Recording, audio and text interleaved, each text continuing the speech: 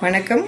குடும்ப ஜனநாயகம். நம்மளுடைய குடும்ப அமைப்பு முறை எப்படி இருக்குன்னா, ஆண் அதிகாரம் மிக்கவன், பெண் அடங்கி போகக்கூடியவள், இப்படிதானே இருக்கு. இதை முன்னாடி மாத்தணும்.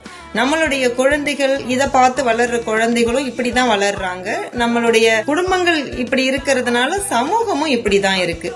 பெண் உடல் ரீதியான பல பிரச்சனைகளை கொண்டிருந்தாலும் எதிர்கொண்டிருந்தாலும் அவ எல்லாத்தையும் தாண்டி தன்னுடைய குடும்பத்தை ஒரு பொறுப்பா தன்னுடைய கடமைகளை செஞ்சுட்டு சிறப்பா தானே வழி நடத்திட்டு வரா. அப்புறம் எப்படி பெண் என்பவள் ஒரு பலகீனமானவள் அப்படின்னு சொல்றீங்க?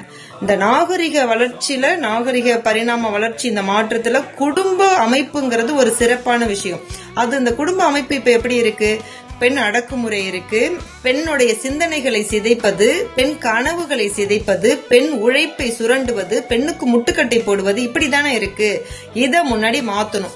ஆண் பெண் குழந்தைகளை சமமா பாவிக்கணும். நம்ம ஆண் குழந்தையா இருக்கட்டும், பெண் குழந்தையா இருக்கட்டும், சிறப்பான முறையில் பூரண சுதந்திரம் அந்த குழந்தைங்களுக்கு கொடுத்து வளர்க்கப்படணும். சிறப்பான குடும்ப ஜனநாயகமா அது இருக்கும்.